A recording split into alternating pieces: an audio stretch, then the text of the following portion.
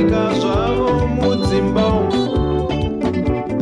Sango rinobawa netawadzungaira. Sango rinobawa netawadzungaira.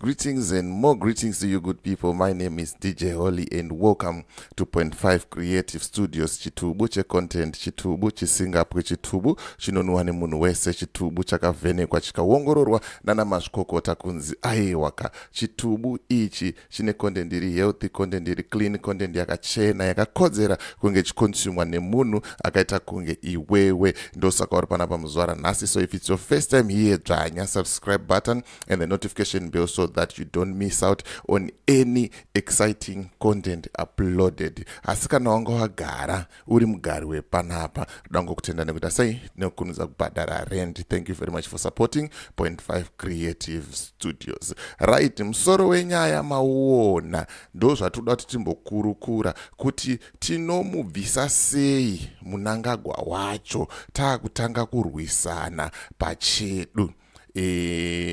Cde Nyokayemabhunu versus Bishop Nyamakanga. Ndonyaya ndoda kuti titaure, tikurukure, tionesane. Ende nyaya iyi yanakira chinhu 1 kana kuti yaipira chinhu 1. Bishop Nyamakanga munhu wandinoziva. Cde Nyokayemabhunu munhu anozikanwa nevanhu vandinoshanda navo. Saka I can't say anything bad about Bishop Nyamakanga. I can't say anything bad about Cde Nyokayemabhunu. But toda kuti tionesane mativi ose kunzungu nekunyimo. Imimi muchindibatsirawo futi mu comment section imomo muchitaura kuti munozvionawo sei, zvakamira sei, uye zviri kufamba sei. Tiudze kuti where are you watching us from? Kana watanga kusvika panapa muzuva ranhasi, dzvanya subscribe button and the notification bell kuitira kuti patinongouya nenyaya dzinopisa idzi tinobva taita sei, tinobva takuzivisa, unobva waziviswa kunzi aiwa chaita sei chabvondoka pachitubu handitika. Saka handisi kuda kunyanyotambisa nguva, ndoda kuti nditange kuplaya video raitwa naBishop Nyamakanga masikati anhasi. Tonzwa kuti vari kuti chii zvinova izvo zvavhundutsa kana kuti zvatrigger ma-emotions aCde Nyokayemabhunu. Toda kuti tionesana kuti zviri kufamba sei. Rega tijambire muvidhio tinzwe kuti zvakaita sei, zvakamira sei panapa. Haleluya hama dzinodikana. Zvandoda kutaura panapa vazhinji muchatadza kuzvigamuchira. I'm a revelational man. I hear in the spirit. But ndoda kukupai mazwi echenjedzo. We are so desperate for change. You and I, we are desperate for change. But as we are desperate for this change, there are things that I really need you to take into consideration. There are so many voices on social media, on internet. There are so many voices that are speaking. the voice that you are listening, is it authentic? Indongokuudza ichokwadi. The voices that you are listening and taking heed, are they authentic? Right, tiri ipapo sorry zvenyu ndichata ndichimbomisa ndichingotaura yenze tiri panyaya iyo iri kutaurwa naBishop iyi. Hanzi pane mavoices akawanda, pane vanhu vakawanda vari kutaura zvakasiyana siyana. I'll give you a good example. Pane a Twitter account, an X account iri kunzi ndeya Comrade Geza. Yet Comrade Geza havana Twitter account. So Bishop Nyamakanga right there is bringing awareness kuti vanhu musangoteerera zvese zvese, verify first. Ndopa munonzwa paya tichitaura kuti akomana ninga anyepera vanhu vomba mati ninga anovenga ningi. Aiwa, tinenge tisingavenge munhu, but munhu akabhaiza, munhu akaita zvisirizvo, anofanira kungotsurwa kunzi mukoma wangu apa maita sei mabhaiza, ende ndinogara ndichitsura mukoma wangu gambakwe panyaya idzodzo, but kungoti vane nharo havateerere, ndo zvinoita vanhu vacho veZANU-PF havanzwe. Ende unoona ndikamutsura panapa vanhu vanozara mucomment section vachinditukirira, but vanhu havadi kunzwa chokwadi. So Bishop ari kuti verify first kuti mazwi aya ari kutaura aya ari chokwadi here, ane chidhindo kubva kumusoro here, zviri kufamba sei. Ndo nyaya yacho yaari kutaura. Rega tifambire pamberi. Geza vakasiya vataura pachena, ende pavakataura havana kuita zvekuvanziridza. Mamwe mazita amuri kuteerera nemamwe mazwi amuri kuteerera, vamwe vari kungoshandisa mavoice notes. Mudhara Geza vakauya vakataura vega pajekerere, pamhene, vakasiya vati vachadzoka nesignal. I want you to be very sensitive in the spirit. There are some opportunists who are just flowing with what is there, but yet they don't belong to where you think they belong. They are opportunists who are just riding on the wind. Opportunists who are just riding on the current situation. Mudhara Geza bombshell vaitonyatsoburitsa fesi yavo vachitotaura, and havana kusiya vakupai spokesperson. Hakuna akasiwa hanzi naMudhara Geza, pandiri kuenda ndichizodzoka nesignal, sarai muchiteerera Nyokayemabhunu, sarai muchiteerera Nyamakanga, kana kuti sarai muchiteerera. Havana kusiya vataura izvozvo. Vane vanhu vavo, paneo yavo yevanhu 5. Saka I want you to be very sensitive to the move of the Spirit, and also be very sensitive to the move and manipulation of the enemy. Mudhara Geza haana kusiya spokesperson. Hapana ari kumboziva kuti what is really happening. That's why ndichiti isusu, let us continue to pray. There is a lot of noise. Isina mwari mukati yamuchafunga kuti mwari vari. I'll give you a very good example. Elijah is running away from Jezebel. Chii chinoitika kuna Elijah? Anondopinda mubako, kwakuwanda arimo mubako, hanzi kwakauya mhepo ine simba, and Elijah thought there was God, but there was no God. Ndobva kwauya kutinhimira, kune earthquake nyika ichindengendeka. Elijah akati azosvika musharuka uya, ndomuziva asvika musharuka uya, but God was not in the earthquake. Ndobva kwauya moto uchibvira, akati he is the God that answereth by fire. ari ndiye anopindura. Akatomboonekwa naMoses ari mugwenzi remoto. And Elijah thought God was in that fire. But God was not in the fire.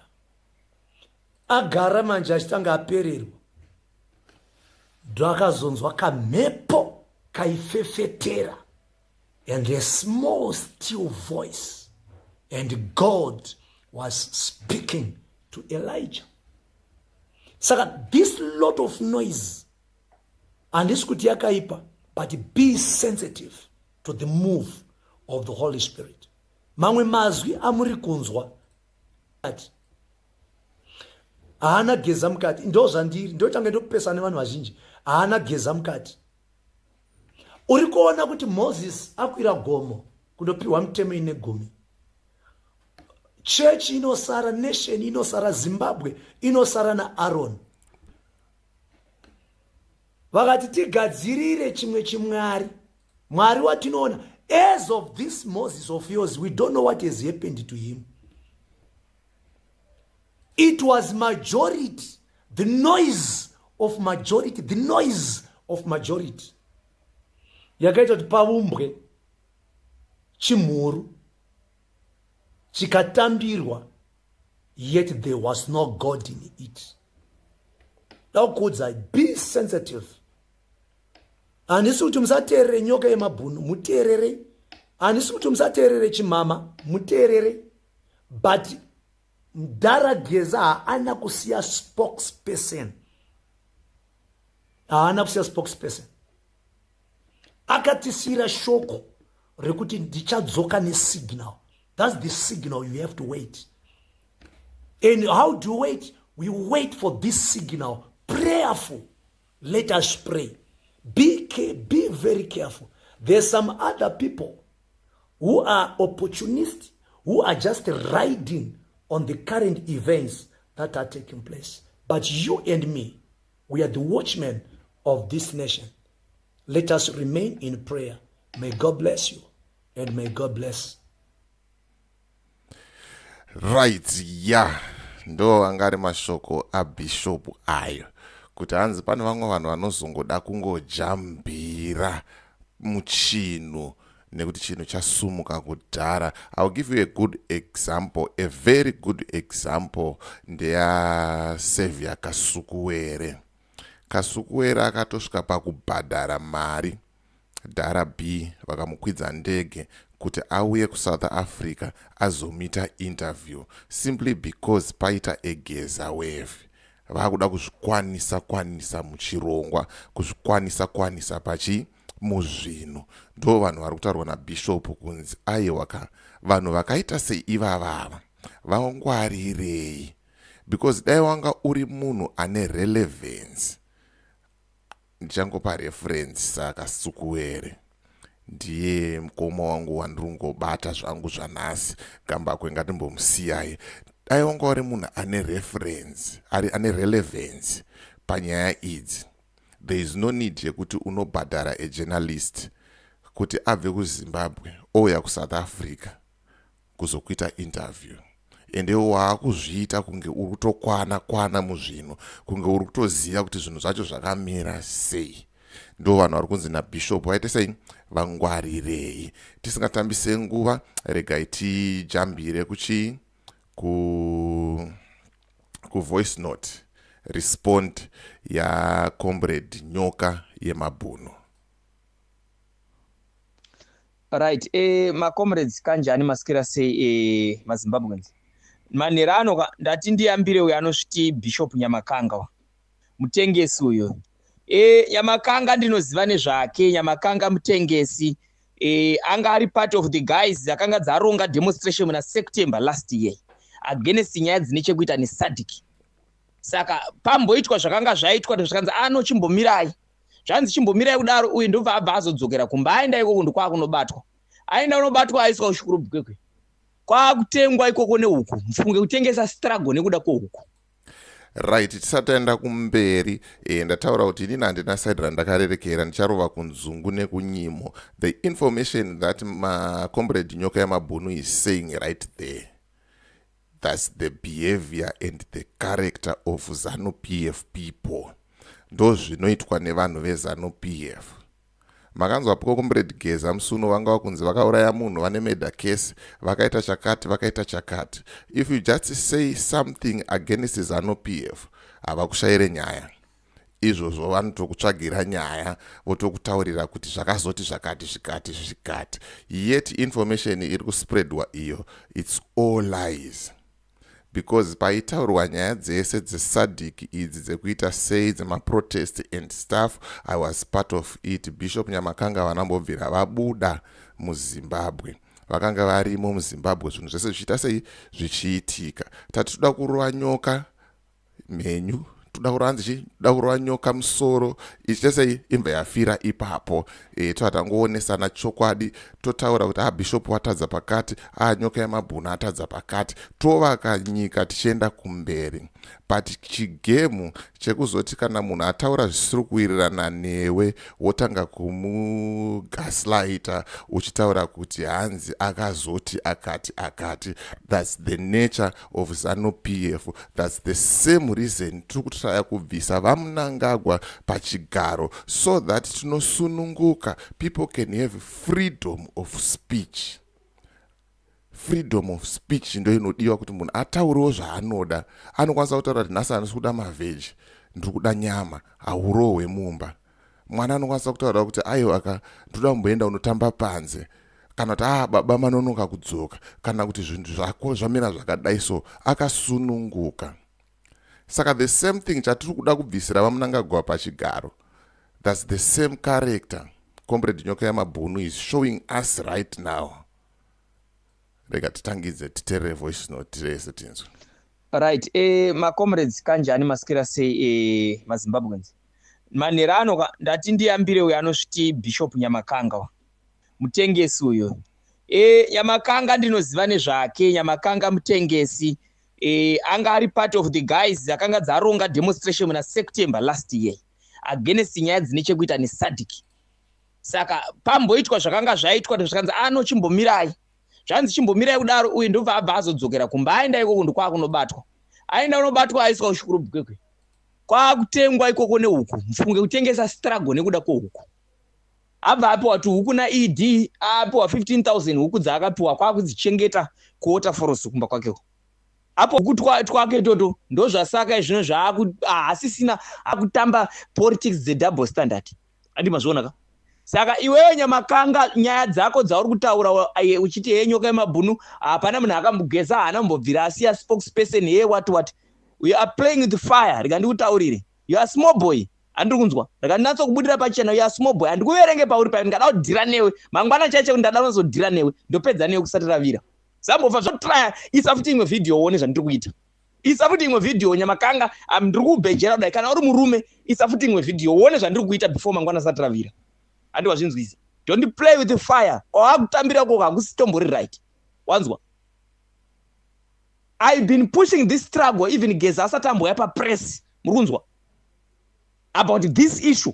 Nichi expose ana wiki nochivhayo back. Even Geza asati auya pa press asati auya kuzotaura pa press. Unotaura na Geza yo. Wakambotaura naye. Unekana namba dzake. Saka zvawakutaura musocial media zvokuti Geza anambobvira asiya spokesperson wokuti amutaurire musamisledwe na Nyokayemabhunu. Unoziva iwe pauri ipapo. Indokudonhedza kana uchifunga kuti pamwe nema1 stereka handina kana chandinoverenga ndikuverenga usikana munhu waMwari hapana kana chaMwari chiri pauri paipo uchinyepera vanhu uchitaura zvisina basa rese. Kana pane vane nhamba dzake mupei audio mutaura kuti any fuck up ndopedza naye in hours. I'm telling you. This struggle belongs to people. Andiwanzwa. Chinhu ichi ndechevanhu. Even kana vaGeza dai vakanzi vasungwa chinhu chachisingamire because inini I know something and ndine zvandinoziva pamusoro pekusunungurwa kweZimbabwe. Urunzwa. Chara vaGeza kana vakanzi dai vakanzi vasungwa struggle yanga isingambofa yakamira. I was going to lead this struggle until the end. Urunzwa. Geza asati abuda kuita press I was dead. Taitotaura nyaya dzekuexpose uori wese uri kuitika. Kwete zvako zvaunotaurira iwewe. Wakambotaura naGeza akakuudza chii iwewe? chataramba ndechekuti vanhu mupinde mastreet muchishandisa zita rageza, iye Geza asati auya nesignal. We are waiting for him, ari kudzoka achitipa signal. Hapana munhu anopinda mastreet kana Geza asati auya nesignal, because imimi makapinda mastreet mushandisa zita rageza, movha manourayiwa ikoko, maakusvibisa zita rake. Kana vaGeza vasati vauya kuzopa vanhu signal, kana uchida kupinda mastreet enda, but usapinde mastreet nekushandisa zita rageza. That is that. Ani mazwa andi kutotaura iwaya, ndi kutotaura ndakatomirira everyone papa, totaura ndakatomirira kana nemi vaGeza vacho. Munzwa, hapana munhu anopinda mastreet achishandisa zita rageza, vaGeza asina kupa signal. Manzwa, kana mida kupinda mastreet imimi, pindai mastreet muchishandisa zita renyu makazvimirira, musashandise zita rageza kupinda mastreet, because what you don't want kuuraisa vanhu, what you don't want kuti vanhu vapinde mastreet of varohwa neupfurwa muchishandisa zita rageza. AvaGeza vacho vasina kupa signal. Tiri kutaura kuti waiting for the signal. Geza ari kuya, kana isusu we are not fools. Hatakupusa isu, hatisi vanhu vakapusa kuti totinda vanhu mastreet, tiende mastreet tisina protection yevanhu. Chekutanga, kana uri mutungamiri akangwara, unofanira kuona kuti kana uchitinda vanhu mastreet une protection yavo here. Nyaya haisi kungoti endai kudemonstration, panoda protection. You know Mnangagwa how is tough. Munhu is a killer. Saka we are waiting for the signal. So zvakuzvitarwa nawe anonzi Bishop Nyamakanga mutengesu, ngagare pasi mufana ende tomudonhedza kana funga kuti pamwe ane ma1 strike. We are not playing games. Chinhu ichihombe ichi ndechevanhu, chinhu chatakatakurai. Hatisi kuita mahumbwe. Tiri kuda kusunungura Zimbabwe. Kozodiwe zvako mutengesi anonzi Bishop Nyamakanga, otanga kuisa chividhio chako kuYouTube uchitaura zvinhu zvisane basa sezvaunenge uchitaura izvozvo. Vana veZimbabwe musanyengedzwe nembavha inonzi Bishop Nyamakanga mutengesu. Right, mavanzwa Cde Nyokayemabhunu vachitaurawo nyaya yavo, vachitaura maonero avo. But if I remember well, listening to my audios, Cde Nyokayemabhunu, this is the kind of politics yavairamba. Kuti hatidi politics yekuchichidzirana, hatidi politics dzakadai, hatidi politics dzakadai. We should be able to sit down tichionesana kuti mumwe wangu apa wabhaisa, but he is doing exactly the same thing chavari kuramba, chavari kuti tibvisire Mnangagwa pachigaro. Ndiyo nyaya yataisa mudariro iyi yandauya nayo panapa, kuti mubvunzo mukuru, tinomubvisa sei Mnangagwa Wacho pachigaro? Tinomubvisa sei isusu tatotanga kuita bopoto? I believe and I remember well, and you have also seen vanhu vakawanda paplatform panapa, kuti pane vanhu vanotongoya achitotaura kuti ndanzwa mashoko akati, vanhu ngwarirai pakati nepakati, ndanzwa mashoko akati, itai zvakati nezvakati nezvakati. Chiri chinangwa chekuti iwewe neni tibatane, tiende kumberi, tikwanise kubvisa ZANU-PF pachigaro, tikwanise kubvisa vaMnangagwa nevakomana vavo vehuori pachigaro. Saka tikazopedza nguva yedu taakunetsana pachedu tisina kana strategy, zvinofamba sei? Zvakamira sei? Ndo nyaya iripo iyi. To those vachangotibata, tikukurukura nyaya yevidhio raiswa naBishop Nyamakanga vachitaura kuti vanhu ngwarirai mazwi ari kuuya achitaura akasiyana siyana pasocial media. Zvinova izvo zvatrigger Cde Nyokayemabhunu vakataura kuti aiwa Bishop Nyamakanga ndinomudonhedza. Handizivo kuti is that the kind of politics that we want? Ndizvo here zvatoda kubvisira vaMnangagwa pachigaro? mawani ndikukuona imese makomenzi enyu ndikumaona, ndikujambira makomenzi very soon, tokurukura nyaya yacho, toonesana. At the end of the day, hapana kuti Bishop wari wrong, hapana kuti madzibaba eNyokayemabhunu wari wrong, vari right, kana kuti uyu ari right. Tonongedzana, tiripo pakuti tibatane sevana veZimbabwe, toremuva mhandu yauraya nyika, mhandu yanetsa munyika yedu yeZimbabwe. mawana. Rega tijambire muma comments very quick tuone kuti tingaite sei. Collins, thank you very much for watching. Mishek ndiri kuona mawani chaiwo.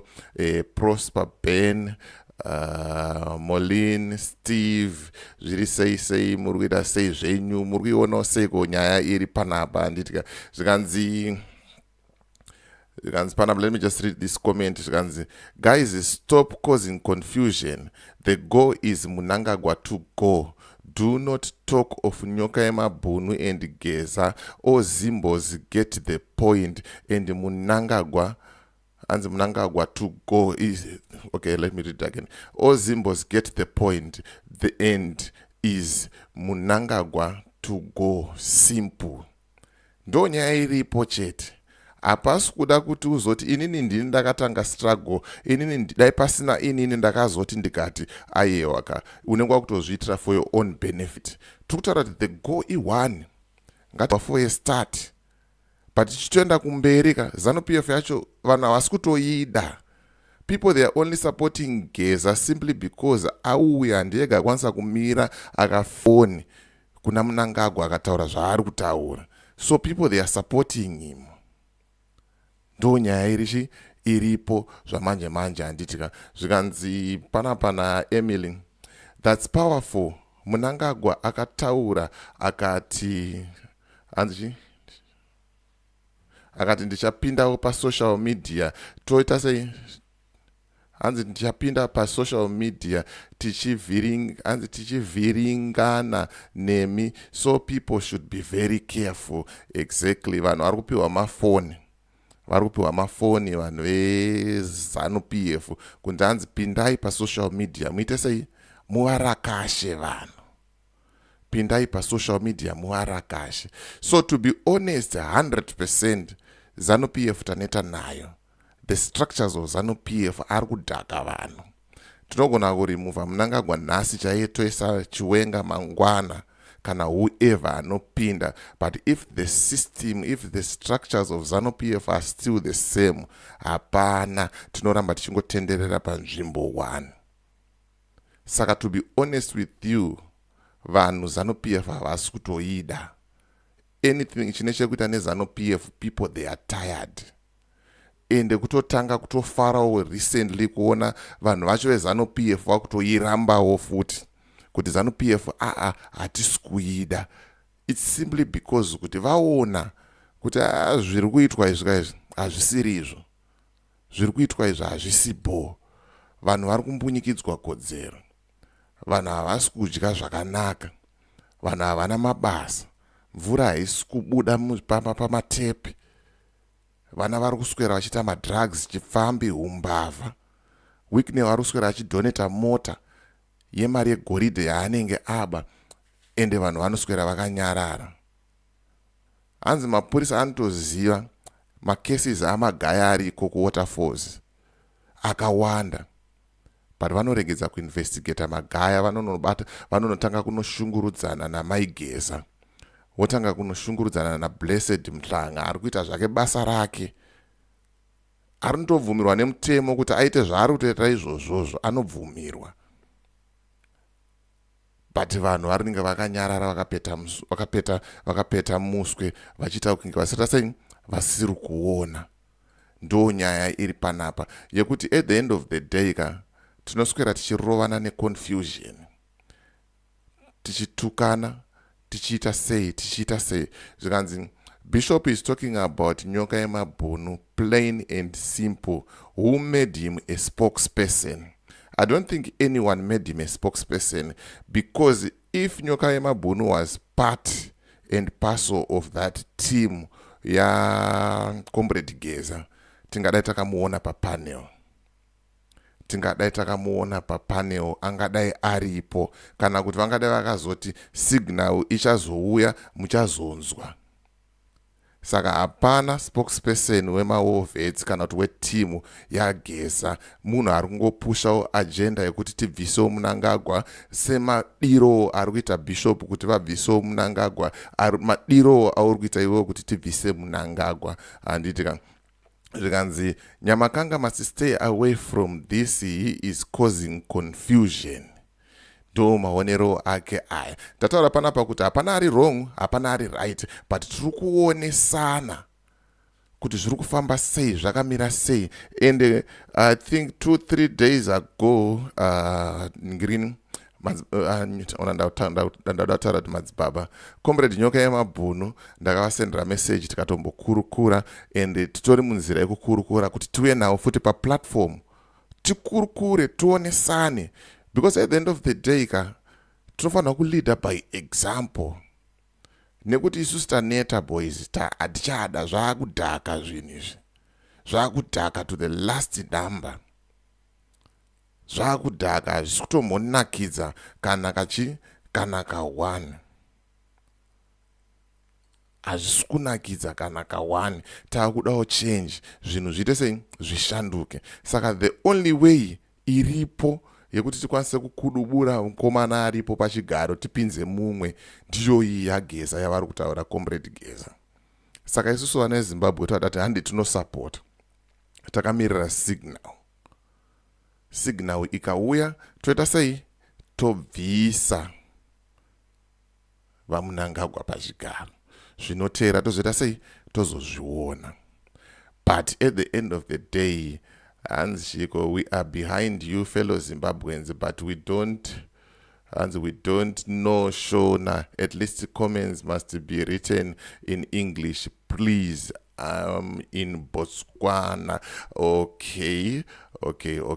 Yeah, we'll try our level best to use English here and there. But basically what we are talking about two individuals with one goal. Is just a misunderstanding. What they are trying to do, both of them, we are trying to remove President Emmerson Mnangagwa. But the methods, they are different.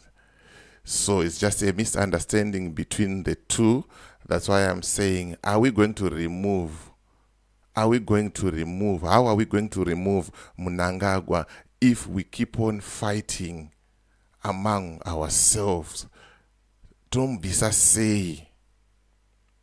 And one thing that people must know, there are a lot of people on social media, varikunzi varakashi, they are called varakashi for ED. Their goal, their agendas is to cause confusion. To cause confusion, that's all. Nothing more, nothing less, to cause confusion. They will write up things. They will talk about things. They are just there to cause confusion. But like what I've said before, at the end of the day, the goal is to remove. The goal is to change. The goal is to build Zimbabwe. Because at the end of the day, we are all Zimbabweans. And we move in one direction. In unity. There is no need for us to send one another threats. On that note, I will say it, and I will say it without fear. Cde Nyokayemabhunu, you are wrong. You've been advocating for politics, ziri clean, politics zakachena. At the end of the day, kana makubuda in public platform, muchitaura kuti ndokudonedza munhu. Those are not cheap words. Those are not mashoko akachipa ekuti anotambwa nawo. And we all know what it means kuti munhu akati anokudonedza, especially these ZANU-PF comrades. They means kuti vada kutokuuraya, they want to kill you. But it's the same thing that we are saying. We want to remove Mnangagwa so that the people of Zimbabwe can have peace, can advocate for whatever they want to advocate for without fear, can say anything that they want to say without fear. But now if you are coming now on public space, you are saying one thing, and then on the other hand, you are saying the other thing. On that note, without taking any sides or anything, Cde Nyokayemabhunu was wrong. He was wrong. And then tikauya naye futi pa platform panapa, I will tell him the same thing. Cde Nyokayemabhunu, you've been saying we want clean politics, but now you are playing dirty politics. Chii chanetsa mukoma wangu. I respect Comrade Nyokayemabhunu. I follow Comrade Nyokayemabhunu. I listen to my audios za Nyokayemabhunu because vane same agenda yekuti tibvise Mnangagwa so that we can have a better nation, so that you and me, we can be happy together. Tofara pamwe chete. Ndo maonero angu, ndo mafungiro angu. Zvikanzi ko iwe Nyokayemabhunu watumwa here naGeza. I didn't hear any part yakanzi na Comrade Nyokayemabhunu ndatumwa naGeza. Hapana kana part yakadaro. Havana kumbodaro. If you listen carefully on all my voice notes ari kutaurwa na Comrade Nyokayemabhunu, he is saying, let's wait for the signal. He is saying, let's wait for the signal. Ngatimire signal. Zvinhu zvauda kutoita ngatimire signal. The reason why Nyokayemabhunu is saying what he is saying, there are meetings are kuitwa behind closed doors. And you never know Nyokayemabhunu is part of those meetings or is being given the information. But it's not official. So don't get him wrong when he's saying kuti let's wait for the signal. He mean it kuti aiwa ngatimire signal. But if he was coming and say let's demonstrate next week, let's do this without the signal from Geza, but he's clearly saying let's wait for the signal. When the signal comes, when the right time comes, you will see Geza giving a signal, and all of us, we have to rally behind Geza. So Maxwell, I hope that kupindura apo on your contribution. Ko iwe Nyokayemabhunu watumwa here naGeza kuvanhu zvawava kuvhundutsira vamwe. Yeah, there's no need yekuthreatenana yekuda kutyisa vanhu kuti chii. No, that's old politics. Idzodzo hatisi kutodzida, tiri kudziramba and ticharamba tichidziramba politics dzakaita sei dzakadaro idzodzodzo. Ndo dziri kutoita kuti tibvise hurumende iripo. Zvikanzi Mnangagwa step down. Hanzi Mnangagwa must step down. He does nothing for the people and are suffering. Okay, Mnangagwa must step down. It's not a secret. He's doing nothing. Hapana kana chimwe chete chaari kuita zvacho kuvanhu. Ari kungoita zvinomufadza iye nemhuri yake nevanhu vakamukomberedza. Right, let me see kuti zvakamira sei macomments ari kuya. Zvikanzi please Comrade Nyokayemabhunu ngaaregere kurwa nevanhu, vataure zvakanaka nevanhu, cause semutungamiriri unofanirwa kuva nemoyo. Yeah. Zvikanzi semutungamiriri unofanirwa kuva nemoyo. Cause sorry, pane munhu anotumira ma messages, let me just mute here. It's causing confusion. Sorry. Guys, chimomerai kundifonera. I'm trying to close. Let me just close here. Right, where were we? Sorry about that. Chimomerai kundifonera. Pana munhu angasenda ma message and he's been trying